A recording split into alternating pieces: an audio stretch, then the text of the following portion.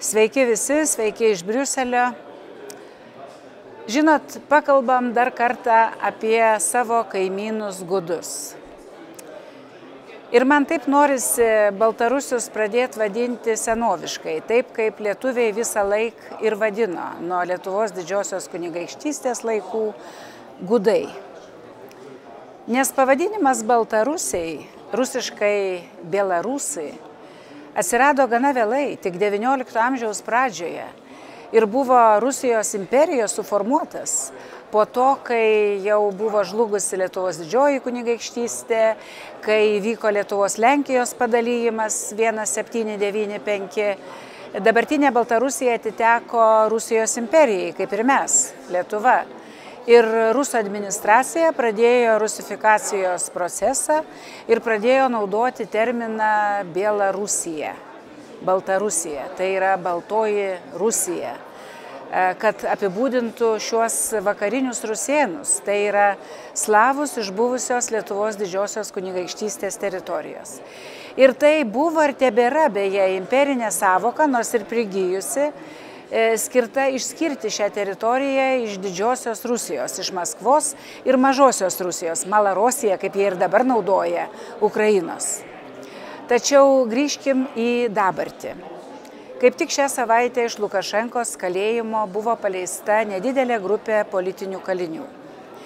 Labiausiai žinoma pavardė Sergejus Tsikhanouskis. Baltarusijos opozicijos lyderis 2020 metais išrinktosios prezidentės Svetlanos Tsikhanouskajos vyras. Kas primiršot, tai jo ir Viktoro Babarykos labiausiai išsigando Lukašenka tuomet 2020-aisiais, tad jiems neleido balotiruotis į prezidentus, pasodino į kalėjimą jiems vos pradėjus rinkti parašus. Vietoj suimtų vyrų į kovą stojo moteris, Lukašenka joms leido, galvodamas, kad moteris tai jau tikrai jo nenugalės, ir Svetlanai teko kandidatuoti.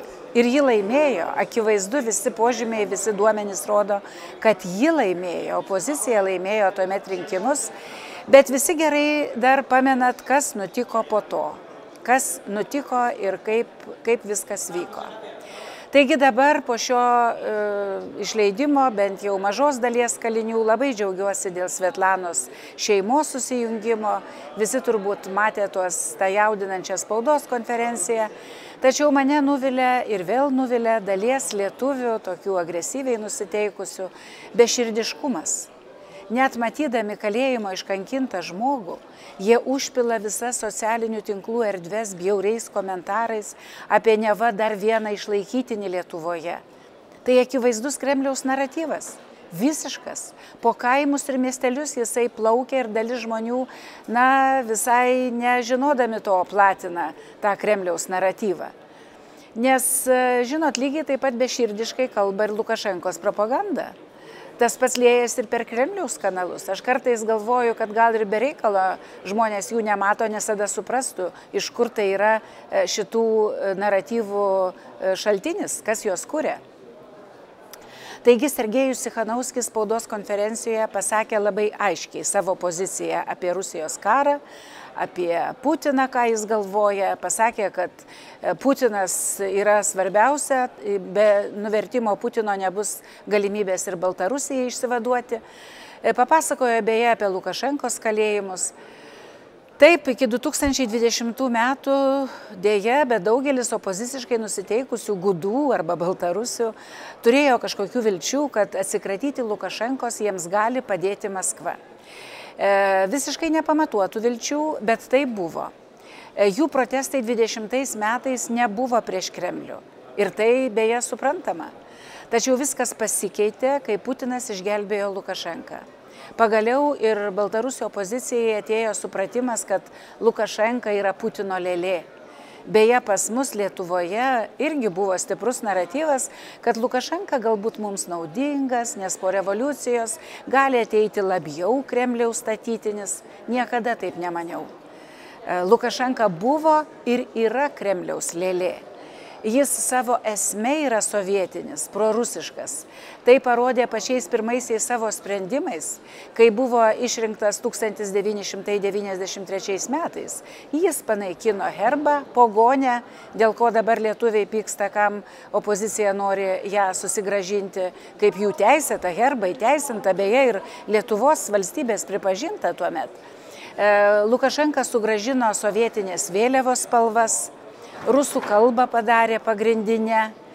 Taigi jis yra tas naujosios rusifikacijos bangos Guduose ir Baltarusijoje esminis variklis. Beje, iki pat šio didelio karo prieš Ukrainą pradžios 2022 metais vakaruose taip pat buvo paplitę sakyti, kad Lukašenka yra paskutinis Europos diktatorius. Šiandien jau tokių epitetų neberastume. Aš visada priešinausi tokiam sakymui, nes Putinas buvo pagrindinė grėsmė ir taip ir nutiko. Beje, Lukašenka ir Putinas buvo ir yra tas pats. Jie yra dvyniai. Be Putino jau seniai nebūtų ir to valdžios uzurpatoriaus Lukašenkos. Taigi tie, kurie vis dar užstrigo aplinkybėse iki 2020 metų, aš kviečiu sugrįžti į dabartį. Taip, tuomet buvo visaip kalbama, sakoma, ir tas pats Sergejus Tsikhanouskis, manau, kad klydo tuo metu ir turėjo vilčių, kad Kremlius jiems gali padėti nuversti Lukašenką, tačiau dabar jų požiūris visai kitoks. Ir aš iš arti matau Svetlanos Tsikhanouskajos veiklą. Per pastarosius 5 metus ji ir jos komanda išryškino aiškę strateginę kryptį. Ta ne kartą sakė, kalbėdama plenariniuose posėdžiuose Europos parlamente ir kitur. Baltarusija ateityje turi būti Europos valstybių šeimoje. Jie tik taip mato Baltarusijos ateitį, kad ji sugrįžtų į tą Europą, iš kurios per jėgą dar carinės Rusijos, kaip ir mes, buvo išstumta. Tai yra ir mūsų Lietuvos nacionalinis interesas, apie tai nekartą esu kalbėjusi. Mums iš esmės svarbu, kad demokratijos erdvė bent jau pasistumtų iki Smolensko. Tačiau suprantu keliamus klausimus ir man jie kyla apie Lukašenkos žaidimus kaliniais ir siekį suprasti.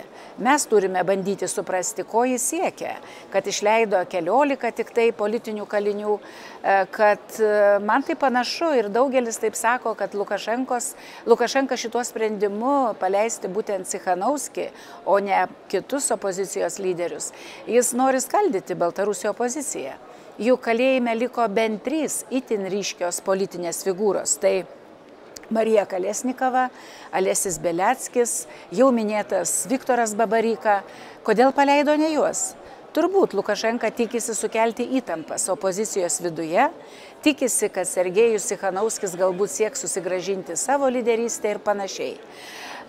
Lukašenkai labai svarbu didinti įtampas pačių gudų viduje, ypač opozicijos viduje, ir įtampas tarp lietuvių ir gudų. Ir aš manau, kad Baltarusių opozicija tą puikiai supranta. Na, patikėkite, tas supriešinimas Lukašenkai yra vienas svarbiausių uždavinių. Todėl jam labai naudingi visokie aršus licvinistai Baltarusių pusėje, jis juos skatina būti aktyviais, kaip ir aršus antilicvinistai Lietuvos pusėje. Taigi dar vienas labai svarbus klausimas. Kalinių paleidimo reikalų aktyviai tarpininkavo Jungtinių Amerikos valstijų dabartinė administracija. Ir tikrai suprantu tas padėkas, kurias siunčia Baltarusijos opozicija būtent jiems. Natūralus klausimas tik, kas pažadėta diktatoriui? Už ką jis priėmė tokį sprendimą, už kokią kainą? Ar tikrai, kaip yra dabar diskutuojama, kalbama, prasisunkia žinios, ar tikrai kaliniai paleisti už pažadus nuimti sankcijas baltarusiškoms trąšoms? Jau paskleista žinia yra apie tai, kad gali būti spaudimas Lietuvai dėl Klaipėdos terminalo atvėrimo Belarus kalį tranzitui. Na, matysim, tačiau čia mano pagrindinė žinutė. Lietuvos vyriausybė gali netrukus susidurti su dideliu spaudimu iš mūsų strateginių partnerių, iš Jungtinių Amerikos valstijų. gali tekti rimtai suremti pečius visiems mums, kad atlaikytume ne tik vieniems valdantiems, bet ir mums, tiems, kuriems rūpi ir karas, Rusijos karas prieš Ukrainą, ir tai, kad Rusija patirtų galų gale pralaimėjimą šitame kare. Tai sankcijos Lukašenkos režimui yra labai svarbi sudėtinė to dalis.